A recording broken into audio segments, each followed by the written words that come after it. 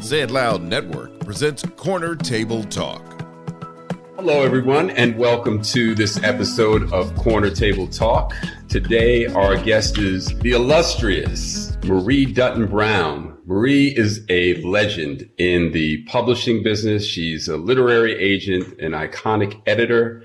In fact, Black Enterprise magazine, and I'm quoting, said that she is one of the major African-American players in the publishing industry and in the international literary community. Marie started at Doubleday in 1967 and rose to become the first African-American senior editor there. And we are just so honored to have her. I've known her for a long time. So Marie, welcome. Thank you. I'm happy to be here. So nice to have you. So your client list is long, and I want to touch on some of those folks. Quincy Troop, UMass Aquila, Susan Taylor, Norma Jean, and Carol Darden, Alice Randall, Faith Reingold. The list just goes on and on. Before we get started with that, though, I have a little segment that I call Short Order Questions, and just a few questions I want to ask you and get your quick reply and get us rolling. If that would be okay with you, I'm going to start. So, non-living person you would most like to have a drink with? Is it necessary that I know them or have known them? Not necessary at all. Okay, James Baldwin. Yes. All right. Did you ever meet James Baldwin?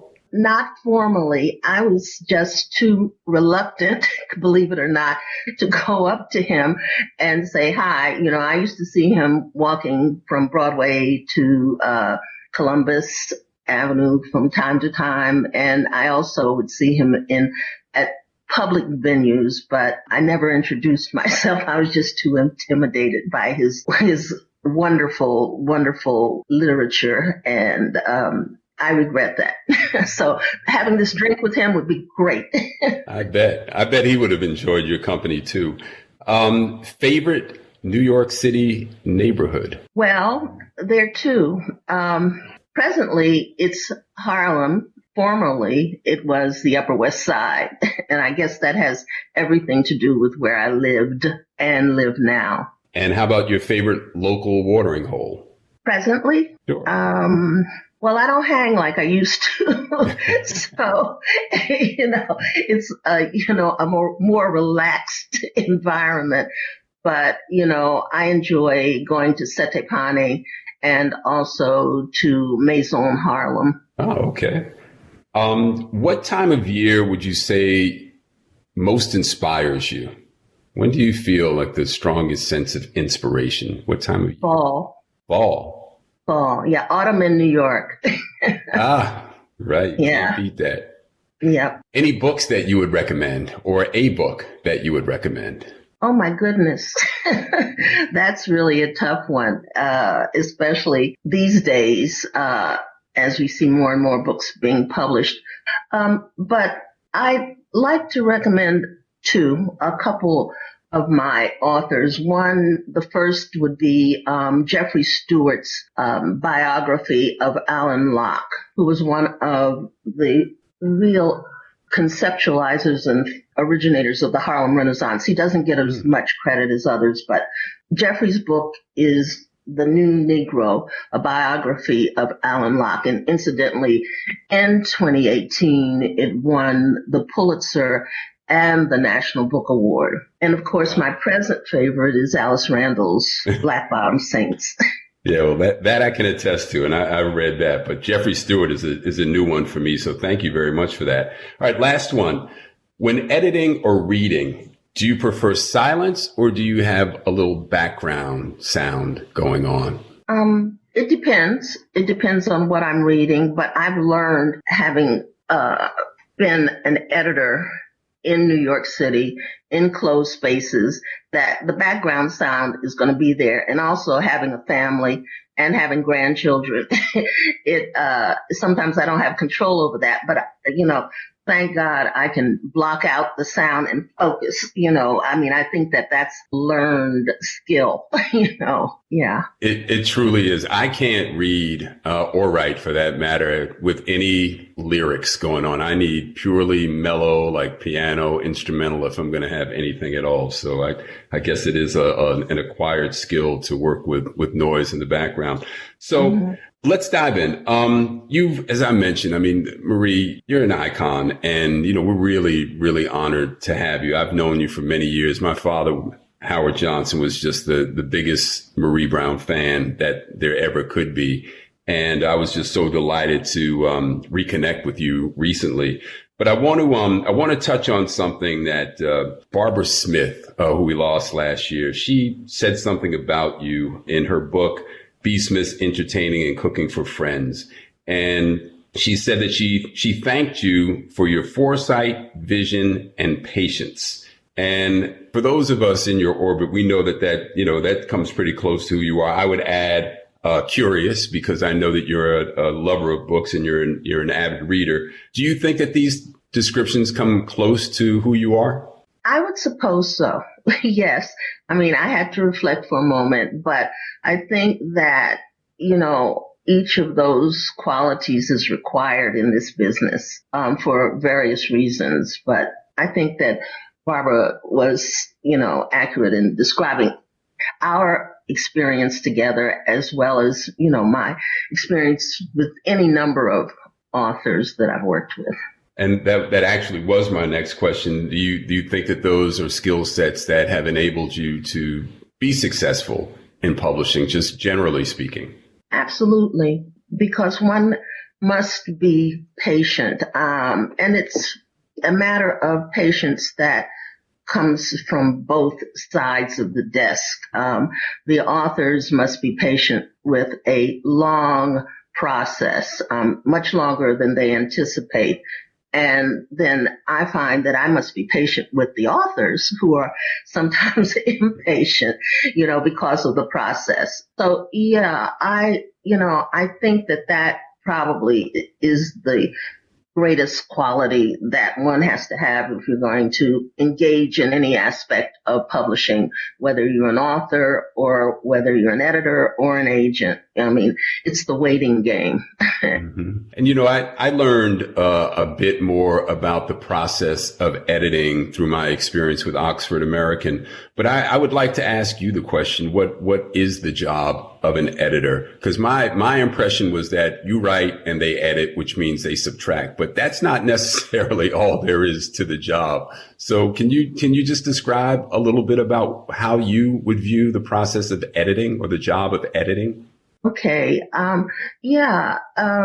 Editing is more complex than most people think it is. If you're working in a major or any type of publishing house in book publishing, you're responsible for acquisitions, and you have to have that in order to have, the project in which you are working. So acquisitions can be a very complicated factor. You have to know exactly what your tastes are and be able to acquire. You have to know who you ultimately are publishing this book for. You have to have your eye on both the project itself, but also on its reader. So that's one aspect. That's early on. Then you have to really understand the audience, and you have to understand also the publishing environment in which you're working. You're not going to, acquire a book that just doesn't fit the vision of your publishing house. So once all that happens, once you go through the acquisitions process and getting approvals in-house, and then going through the negotiation of the contract, and then finally there's that point where, you are connected directly with the author. And so in that process, that's my favorite part of the publishing process, is connecting with authors, reading their work, making it better, agreeing and disagreeing as to what the ultimate outcome has to be, and then finally publication. But that's only getting us halfway there. We also, as editors, have to work to sell the book. So that involves marketing, that involves publicity, that involves sales, and we interface with all of those departments in the publishing house, as well as with the author, as well as with the author's agent. So it's quite complex. It's more to it than, just taking those words from a manuscript page and having it printed, and next your book is in a store. No, there are all these other facets to, creating the book itself. Yeah, it's starting to remind me of the restaurant business in that, you have to wear so many hats. It's most people that think they want to go into the business have no idea. I'm curious, though, because of the lengthy process, Marie, that obviously that takes a lot of vision. Have you ever been in the midst of working with someone and you had a certain vision and you thought that the climate was right, especially when it comes to African American work? And I'll get into this a little bit later, because you talk quite a bit about changing tastes and how we come and go, in terms of the publishing world's appetite for our stories. But have you ever been in the midst of a process in working with someone and all of a sudden the story drifted away from what you initially thought was what it was intended to be, or what you felt was right for the market? And if that has happened, what do you do to correct course, or do you abandon a project? What do you do in that case? That's a tough question, because generally I have acquired or worked with authors who really know what they're doing and who have, it's not perfect from the beginning. I'm not suggesting that at all. Mm-hmm. But I think that when that happens, it's, again, a negotiation. And that is always a very sensitive situation, especially with a creative person who decides, well, I can do this another way, or I can do this better. And you have to tell them, but that's not what we signed up for. And there can be those tense moments, but I think that, like anything else, the outcome, both parties want, the best outcome.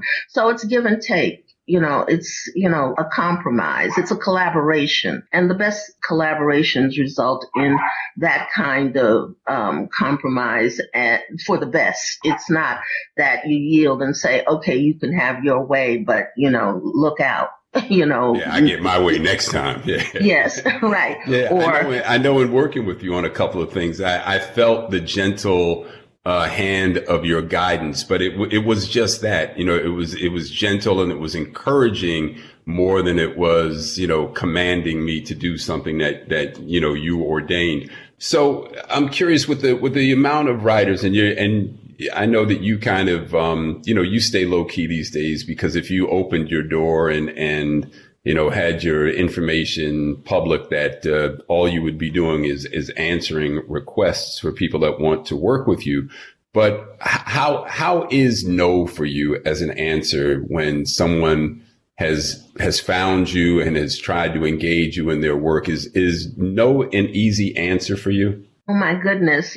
That's the first question that has really caused me to experience chills because I cannot lie. No, it is not easy for me to say no. And in fact, I had been thinking about that this morning, because I had so many, requests from people who want to have a conversation about their work. And, I will make the time, but I also suffer the penalty, because it allows less time for me to do the work that is necessary, and also to just have some time out from this work. Yeah. Sure.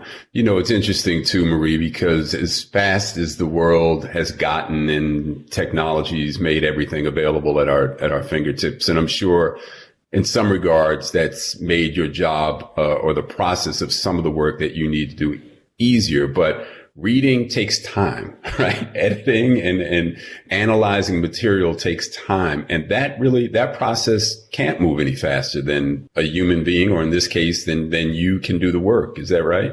Exactly. I'm always reminding people that, this isn't the music industry. I mean, you can play a tune or a few tunes, and in 30 minutes, whether or not somebody has it or doesn't, but it takes hours to read manuscripts, particularly full-length manuscripts. And it's not just that you're reading it once, particularly after it's been acquired by a publisher and your author, submits what they consider the final manuscript. I have to read that before it goes into the publisher. I have to read it thoroughly, even if I've read it before, because, often editors don't have time to really edit, to do the line editing that is necessary. And those books end up in production and published with, all of what could have been edited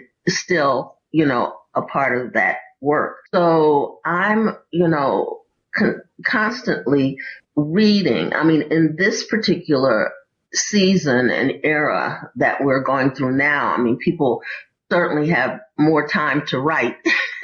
And so I am certainly the recipient of many of those all efforts. That creativity. Yeah, exactly. But for me, I have to remind people again, patience, is required, because I'm reading thousands of pages. I could just have 3 manuscripts on hand, and that's 1,000 pages, So, it is a process, and it does require patience. Yeah. I can appreciate that. So, because I think a lot of our listeners are Los Angeles folks and creative people, I do want to ask you, and I don't know if this is a question that you despise, but what advice can you offer for aspiring writers? And you can even be specific, is aspiring African-American writers. Okay. Well, I think it's just basic. I think that one of the things that I find is that writers in particular know very little about the industry, very little about publishing, very little about the process, how books are published, And at one point, in the history of book publishing, and especially when I started, there were very few reference works or very few publications that just, discussed how to do this and what was required. And I think that it's so important for the writer to, whatever their intention is, to know the business that they're getting into. I mean, I think that there are few businesses, well, perhaps not. I mean, you're probably one where people think, I can do that, I can write, my book is as good as that one or even better, but they have no understanding of the industry. So as, research, it doesn't require that you go to, graduate school to get an MFA in literature or take a publishing procedures course at the graduate level. But there are plenty of books that, are available that gives you the background, that prepares you for the experience, that shows you exactly what you need to do and what you need to know. I mean, whether you're writing fiction, nonfiction, empowerment, which is self-help, self-care, whatever the category you're writing, you can find some information that really makes it, easier for you to enter into the field. There are many books that, provide information about agents, about editors, about whichever category you're writing in, whether it's science fiction or children's books or, cookbooks. I mean, the information exists so that, you, as a writer, I think folks can really cut down on a lot of pain and, disappointment by just doing a little bit of research, as you would with any other area that you seek to, enter into a professional base. Sure. No, that makes a lot of sense and dispels some of the illusions that folks have, but, and prepare yourself for what you're getting ready to take on. And before you approach folks like yourself, if you can find Marie Brown, have a little background information. So they can find me. I want to take a step back before dealing with some more current topics and talk a little bit about your background, because I really found it fascinating, Marie, as I traced your education at Penn State.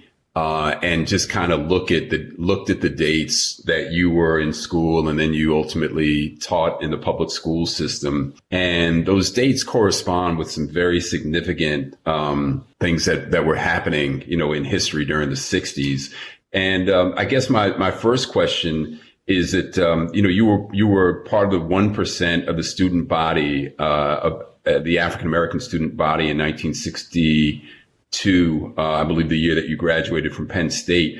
So what impressions were left on you after attending, a prestigious school like that and being, such a small part of the overall student body with all of the significance of what was happening in the 60s?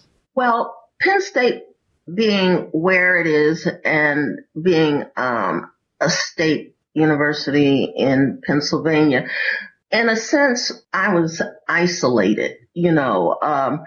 Our African American Black student body, those of us who found ourselves in the center of the state, in fact, in Centre County, were a small band of young Black people who had no adult presence, no African American adult presence on campus. There were no professors, no college, counselors. And it wasn't until I looked back at it, several years later that I thought, wow, that was such an incredible experience. I mean, how did we even get through this? Perhaps there were 250 of us on campus, but somehow we managed. Many of us were from either Pittsburgh or from the Philadelphia area. So we had, our other lives. We had our urban lives. And I think that one of the things that really kept it together for me was that I was really engaged in, Black life in Philadelphia. I also had parents who were engaged in Black life. My father particularly was an activist in our community. However, his profession was civil engineering, but he would take me along to his various community meetings and so on and so forth.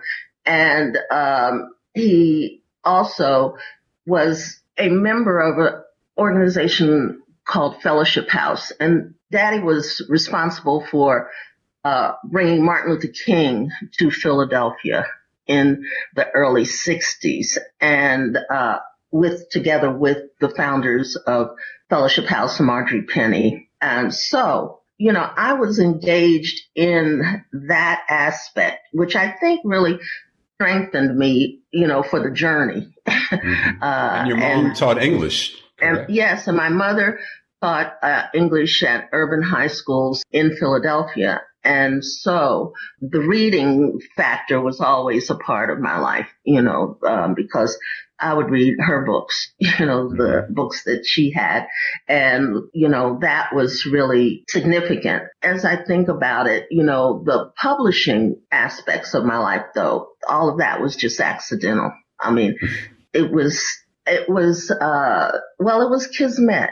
It was, sometimes I think that, there were other hands at work there that I just did not see, because the woman, Loretta Barrett, who brought me to New York just for a conversation about what I was doing in the Philadelphia school system with intercultural books, happened to have taught with my mother. And it was interesting because I remember when Loretta left to go to New York, and it was conversation at our dinner table about, well, Loretta Barrett, she's leaving. She's going to New York to a job as an editor in publishing. And my mom said, so you should think about doing something like that. And I looked at her like, are you kidding me? What is that?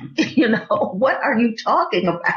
All I know is that when you graduate from school, you get a job as a teacher or social worker. That's it. So let's pause there for a second. And I want to come back to the series of events that led you to Doubleday. But it's very interesting to me. You went into education in Philadelphia in the public school system, and you worked on diversifying the public school curriculum, which at that point did not offer a lot of history relative to African American experience. And at the same time, as I mentioned, the 60s were so turbulent. You started, I believe, in 63. That was the year JFK was assassinated. The March on Washington, the I Have a Dream speech. In 1965, while you were still there, Bloody Sunday, of course, in Selma. And then, you work on introducing this public school curriculum. While these things are happening, you have socially conscious parents. How inspired were you by the events, or how much were the events mirroring what was your focus in terms of what you were trying to accomplish within the school system? Or were these things just happening and you were doing what you were doing, but you, of course, were aware of the events? I'm curious. Oh, no, I was very much engaged in, emotionally, I would say, in what was happening around me. I can still remember to the day the vice principal running into my office during a parent-teacher conference saying the president has been assassinated. I remember everything clearly from that day. And just being in a fog that whole weekend as everybody was watching on television. And what was also interesting was that on August 28th, 1963, I did attend the March on Washington, and with one of my best friends who had come home from her job and said, oh, well, we have a ride to the March on Washington. And my parents said, you're not going. It's going to be, a riot. It's going to be terrible things going on in Washington. Mm-hmm. And, of course, I was an adult at that time. So I said, nope, I'm going. And so we went. And that, of course, that action was informed by our involvement in protests and marches and activism in Philadelphia during that time. I remember going to see Stokely Carmichael. He was in town, we were just active and we were involved, and so the school system, they, at that period, wanted to do something to, integrate both the schools through busing, because that was going on during that time, and also to add to the curriculum. And so also there were many, many publishers who were now beginning to publish books that were reflective of, multiculturalism and African American history or Negro history or whatever it was called during that time. So, that is how I became engaged in, publishing. It was a direct result of working in the school system and being an advocate for multicultural, as they called it back then, multi-ethnic books, and sharing that knowledge with schools at every level, teachers, students, parents, and school administrators. Well, it's interesting to me, that it's kind of been a through line in your life, as being an advocate for African American now for writers and in the publishing community. But let's talk about Loretta Barrett. And she was friends with your mom, as you mentioned. An opportunity became available for you to perhaps go to New York and meet with her at Doubleday. And I think you said it was just intended to be a casual lunch initially.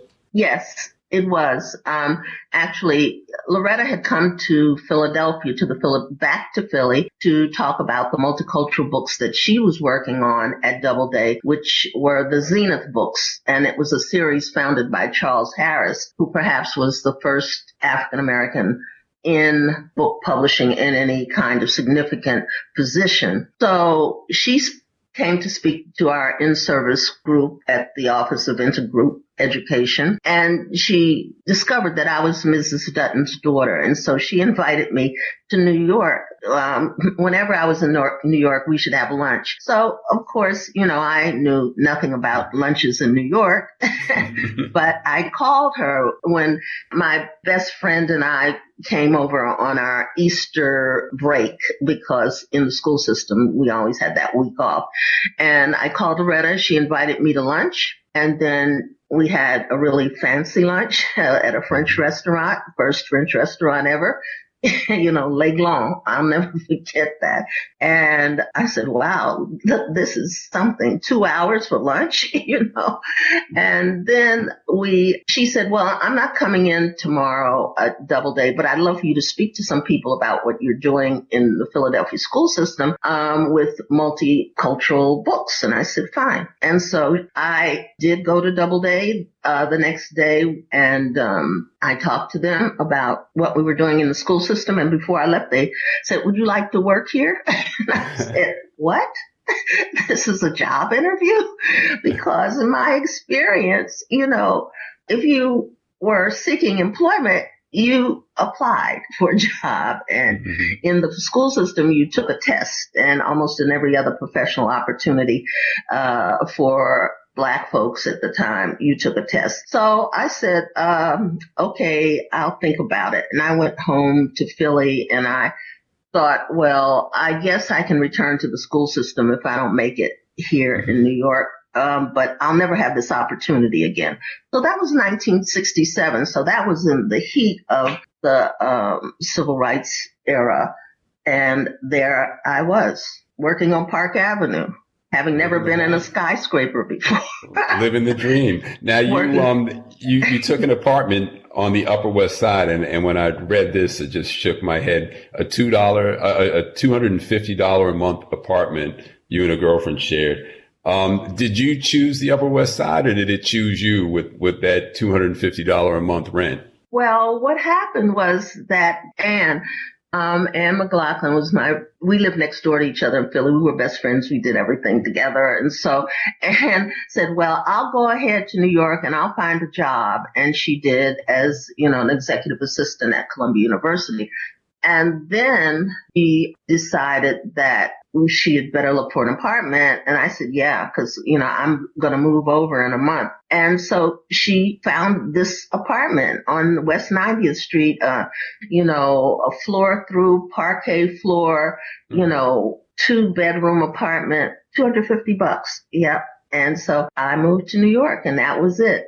Yeah. And okay. So you remained at Doubleday. I think you were there for a couple of years initially to 69. And then you meet your future husband. You move to Los Angeles and become the editor in chief for E11 magazine, which got a lot of praise, but only lasted a couple of publications, couple of issues. Anything that you want to share about the experience with E11? You moved to Los Angeles, and anything about LA or the magazine you want to share? In LA, E11 came later, after I'd moved back to New York. But when I moved to LA, my husband was in school at Art Center College of Design, and he was a graphic artist and so on. There's a lot that I can say about that period. But when I got there, I looked for a job in publishing, and there weren't exactly a lot of opportunities there. I mean, I had some really funny interviews. I mean, one interview I went to, it was advertised as a publishing job. And as it turned out, it was adult publishing. It said adult publishing, but I didn't know what adult publishing was. I didn't know that was, those books that were, behind the curtain in the bookstore. all of that. I was so stunned when they said, oh, the editorial assistant job in this magazine is, for adult books. And I said, yes. And then they showed me and I said, oh no. So then, I had a few other interviews that were just inconsequential. But one day when I was walking around in the neighborhood, I saw that there was a bookstore in the Midtown Shopping Center. And I went in and it was a Black bookstore, and it was started by Mrs. Mary Cleaves, who had been a librarian at LA High School, who was on a sabbatical leave, and she had started a bookstore during her sabbatical. So I asked her about a job, and she said, oh no, my partner and I, it's just a small store. And so I left my number with her, and about 2 weeks she called me and asked me, would I come and watch the store, because her partner had quit because they weren't making any money and there was no profit, and the book industry wasn't book selling industry wasn't what he thought it was going to be. So I watched the store for 2 years, and it was the best of times that I could have ever had in LA, because I met so many interesting people who found the bookstore. Bronze Books was the name of the store.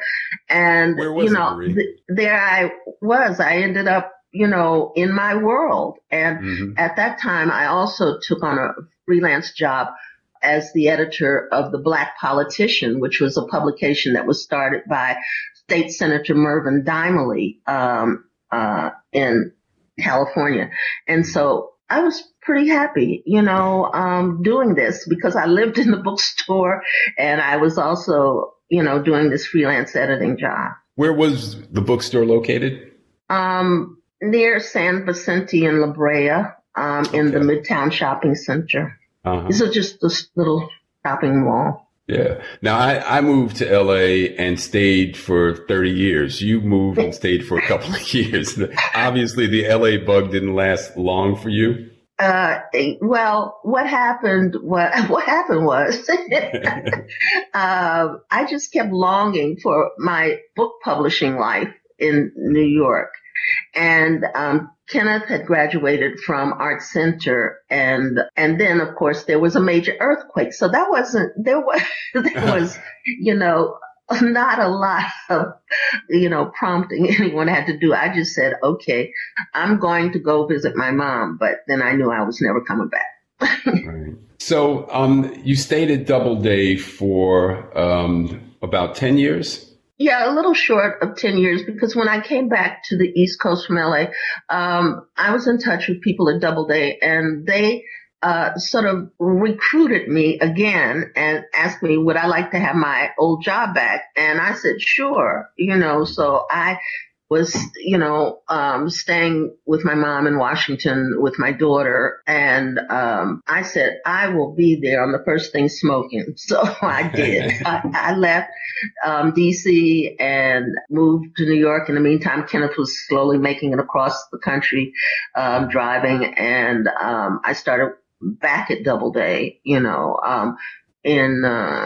I guess it was 72. And so before we turn to some more present events, what would you say was the most significant takeaway from your Doubleday experience, if you can summarize that? I mean, there was so much. My life and my working life is really purely focused on what books I acquire and what authors I work with. And from my very first book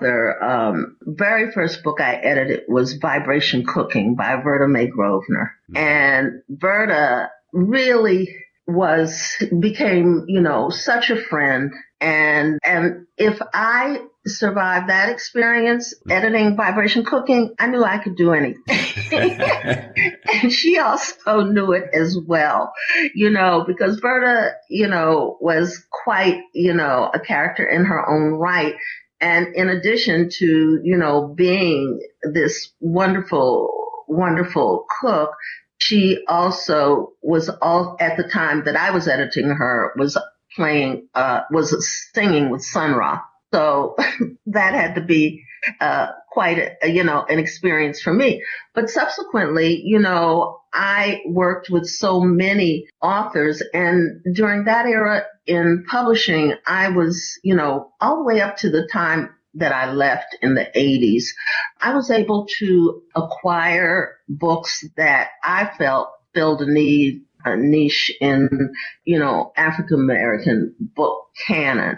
I couldn't acquire every book that I wanted. Those were the challenges of the day. I certainly did not have carte blanche, like, oh, here's a book that I would love to do. And many times, I can think of books that I was denied. I was turned down at the editorial table, books on Black theater and Black dance, and just because people who made the ultimate decision just could not see the market. But in each instance, with each author I worked with, I was strengthened. I can say today that I'm still in this industry because I learned how to take disappointment, and to, sort of turn lemons into lemonade and to keep on moving and to keep going. I think, you are strengthened for a journey by both the good and the bad,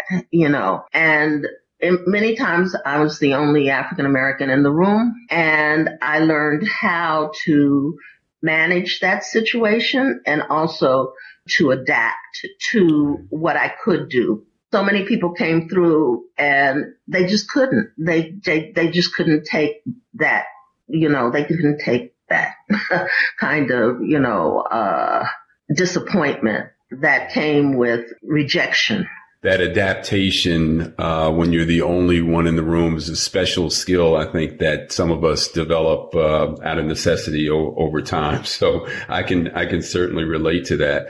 The New York Times in December of 2020, just this past year, published a story. They asked the question, just how white is the book industry? And of course, they come to Marie Brown for a quote. And you said something very interesting. You said, quote, Black life and Black culture are rediscovered every 10 to 15 years. Publishing reflects that. And then you went on to say, and I'm going to paraphrase, that you attributed the fluctuation in publishers' support for Black writers to the news cycle, which periodically directs the nation's attention to acts of brutality against Black people.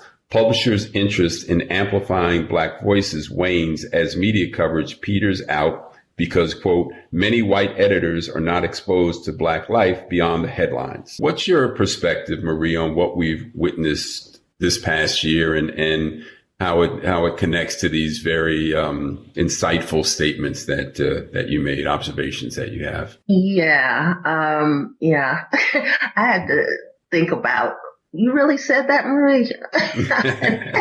To the New York Times. Oh, my goodness.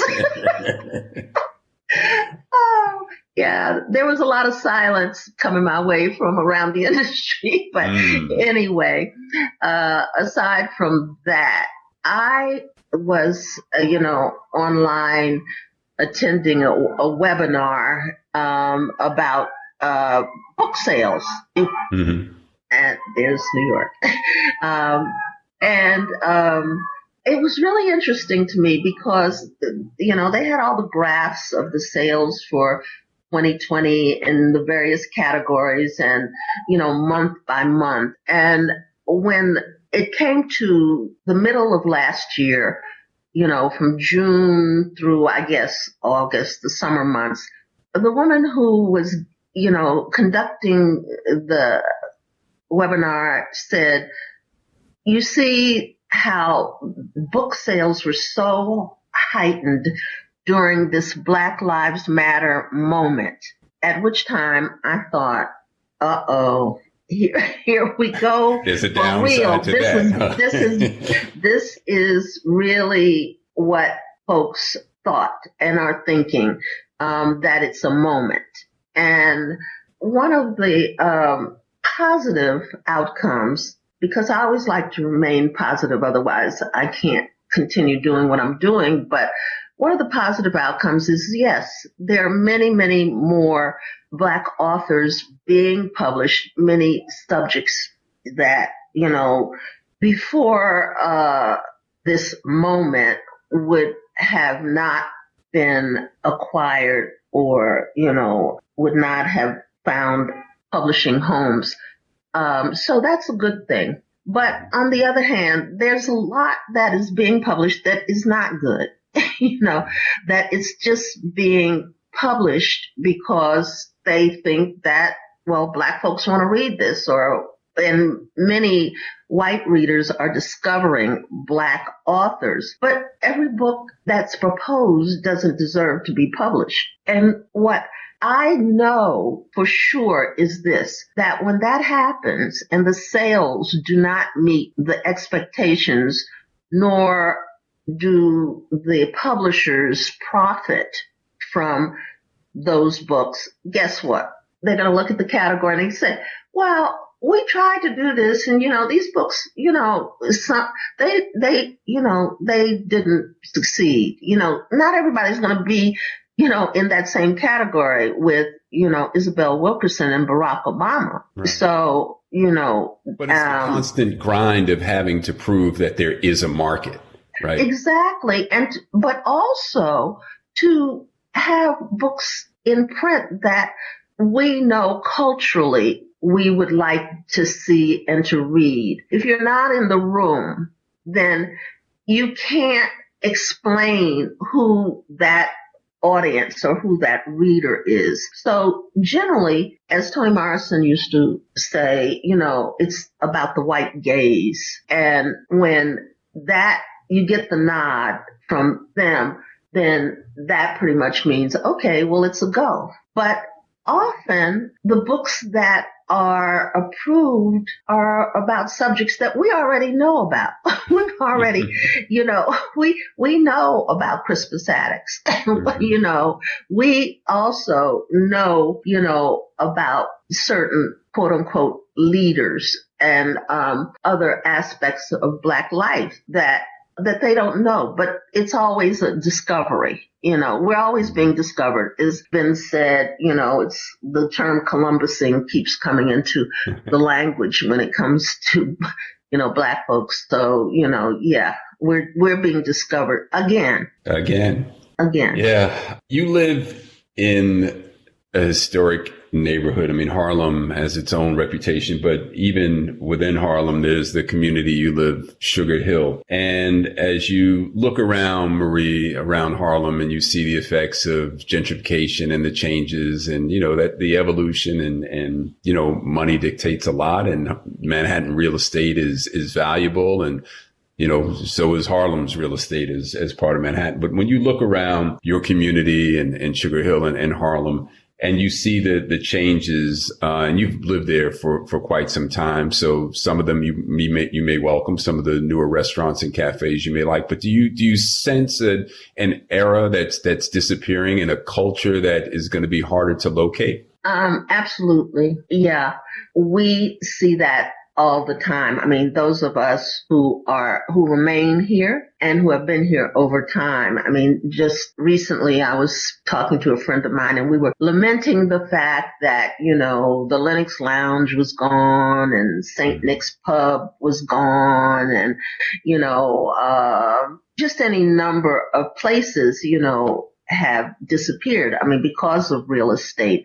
I happened to come to Harlem, as a teenager to visit my relatives here who, we would go, Ralph and Connie would take us just everywhere to Frank's, the restaurant on 125th Street and, Sugar Ray's. We would, we would just, because he was a big deal in Harlem, we could just be underage and hang out, and all of that. I think that sort of fed into my desire to one day I'm going to move to New York, and so Harlem was really changing then. And then I saw it in the 60s, 70s. And then during the height of, the crack epidemic, which, I felt was, a deliberate effort, because so much real estate was warehoused. So many people were moving out and just giving up their property for little or no, money. And then in a blink, it became something else, and that's, that's sad. It really is. I'm on the advisory council of an organization called While We Are Still Here. The mission is to just document just two buildings in Harlem, 555 Edgecombe and 409 Edgecombe. And these buildings were where, Paul Robeson lived and, Du Bois and just so many people in Harlem, because that was the only place they could live. These were historic residences, but there's so many others, and so many other places that have, been, just either destroyed and redeveloped. Fortunately, we still have, the Schomburg here and that will remain here, as well as other Harlem institutions, with Dance Theater of Harlem, Harlem School of the Arts, Harlem Stage, the Caribbean Cultural Center, African Diaspora Institute. There are several. And of course, the Apollo, how could I not mention the Apollo? But these institutions, have really, been able to sustain their presence. And it hasn't always been easy, but, and to just, sort of plant their foundations so that, much of the culture can remain within the walls of these places. Well, that's certainly something that we would hope to see happen. Marie, with all of the various boards that you've sat on, continue to sit on, the writers whose work you've helped to produce, guidance and encouragement you've offered to so many, and not to mention the trail that you've blazed and the dignity with which you have carried yourself and continue to carry yourself. You're someone that I think really is deserving of a lot of celebration. But I'm curious, what gets you out of bed in the morning and ready to face the day? The work.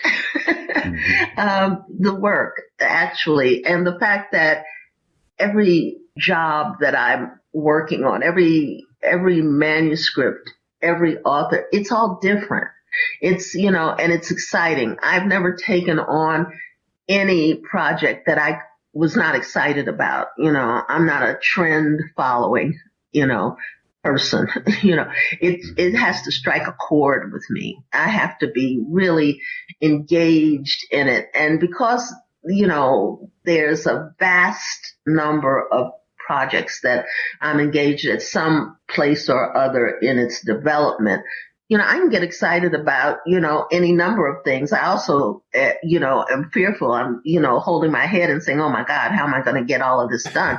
But it's certainly, a motivating factor, because the rewards are great. The rewards are, I was on a call the other day with the Go On Girl Book Club. And, we were talking, we were on a panel, Linda Duggins and Tracy Sherrod and I, and we were on a panel talking about the rewards. And the rewards are, when that book shows up, what that feels like, when you actually see, the fruits of your labor and you see where this effort went and what was produced. I mean, that's what is so exciting to me. I mean, I live in the world of books. I live in a house of books. I mean, it's just all too much. It's overwhelming. In fact, I just promised somebody cartons of books this morning for their community project. But that is what it is. And it's perpetuating truths. I mean, that's, I can't do a lot of things. I mean, I'm not, that kind of leader or club woman or organizer or whatever. But, if I can, facilitate someone's message getting into print that will live forever, then, that's what makes me excited. And, that's the motivation. And I still can't believe I'm still doing this. Well, that's exactly what you've done. So it's so great to hear that your passion is connected to your life's work. We're winding down here. I just had a couple of questions, Marie. So, any chance we might get a memoir from you at some point about your life? Well, that's the question of the hour.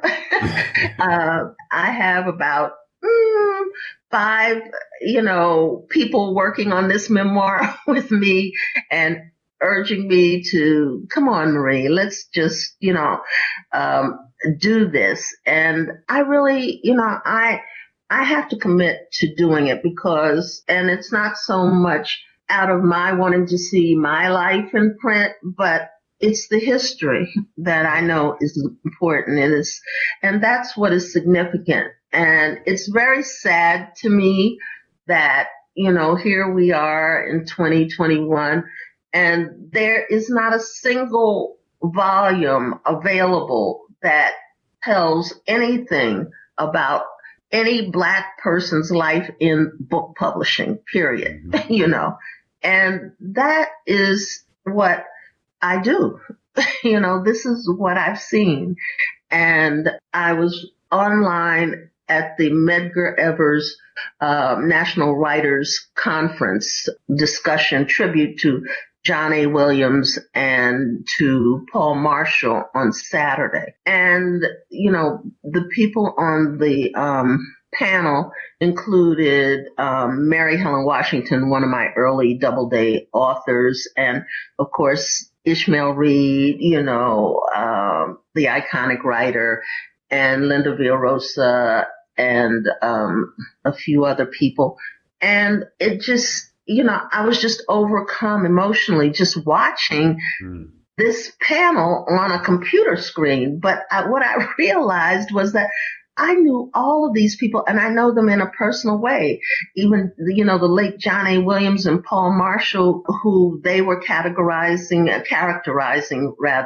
as unsung literary heroes. And they had created such a beautiful body of work. So, that also brought home the fact that, I just have to find the time and to write something. Yeah. Well, I certainly hope you do. I mean, there's no other roadmap. You really you have the blueprint, and I don't know who else could possibly tell that story other than you. Last question, Marie. Are you feeling optimistic these days? Period. Period. Question mark, not period. Question mark. It's a question. It's a good question.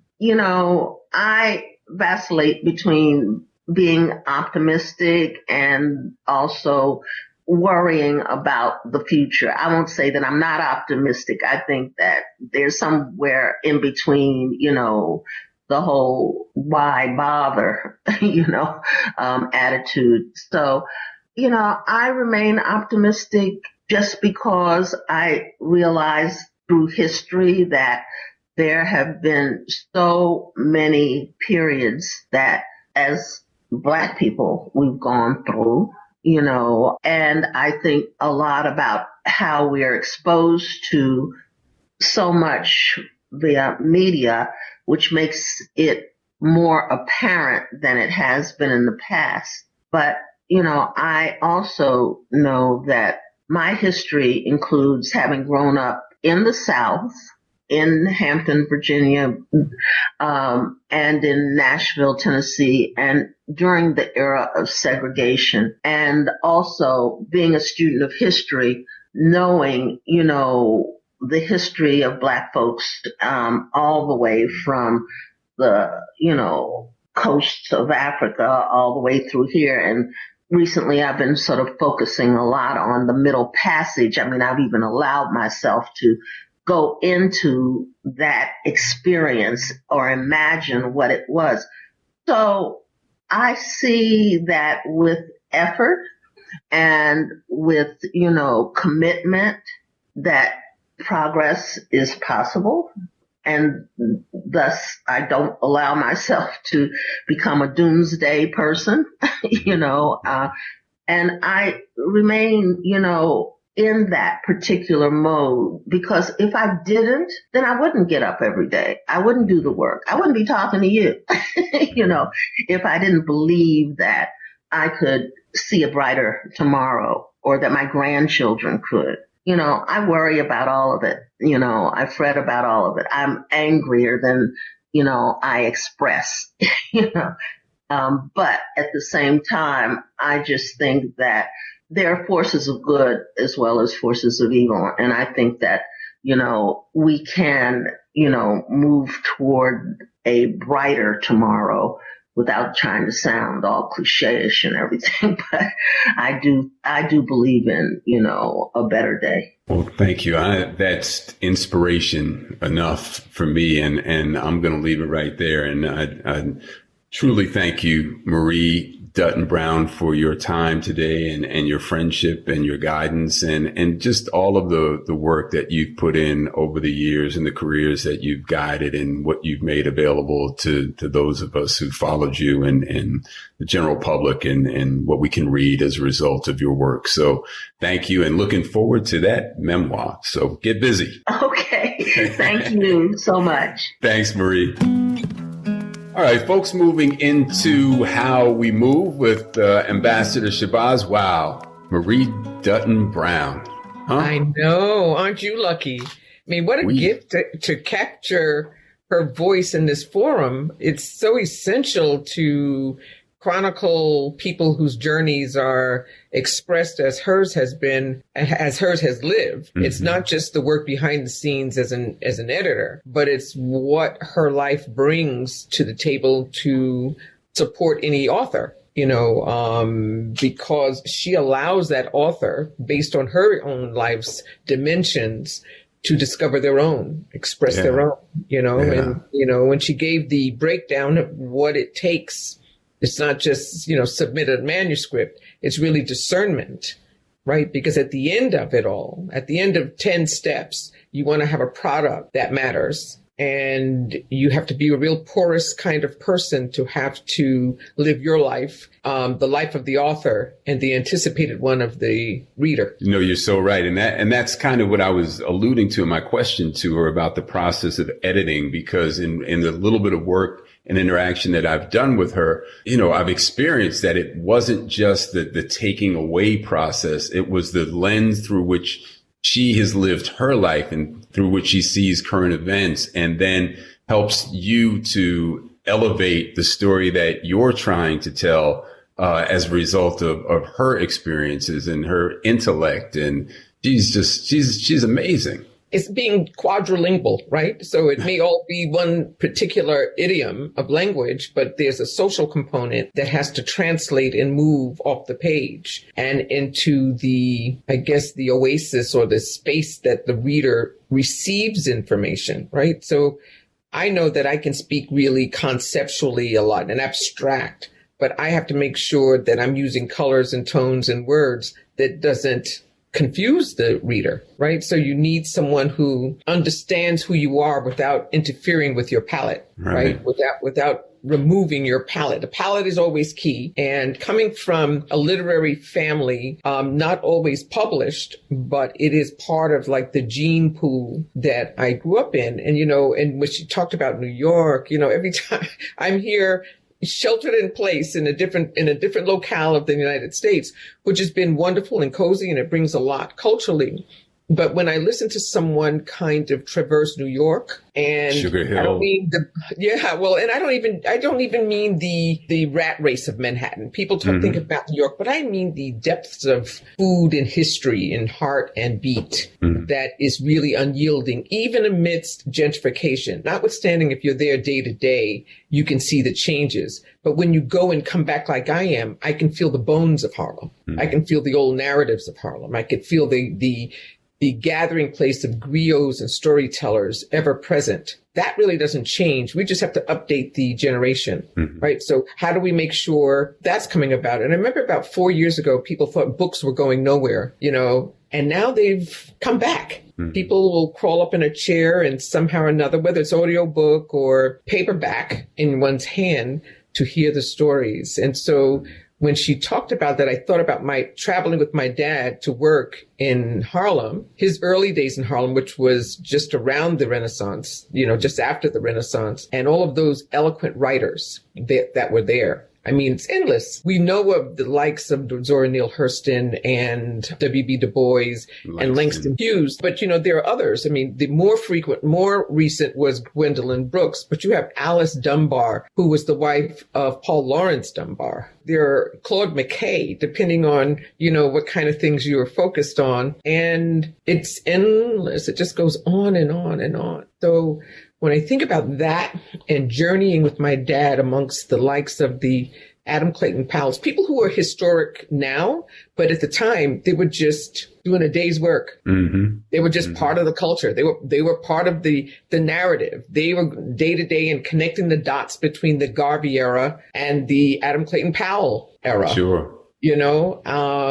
And just listening to men and women then. And I went to Dance Theater of Harlem, and I did dance with Olatunji, the Nigerian drummer. And that was characteristic of everybody's everyday. You didn't have to be somebody. It wasn't about influencers. It was just about culture being shared and passed on. No matter what side of, no matter what side of town you lived in. And I lived in Sugar Hill when I moved to Manhattan, born in Brooklyn, early childhood in Queens, up to Westchester County. And my first apartment was on Sugar Hill. It's Convent Avenue.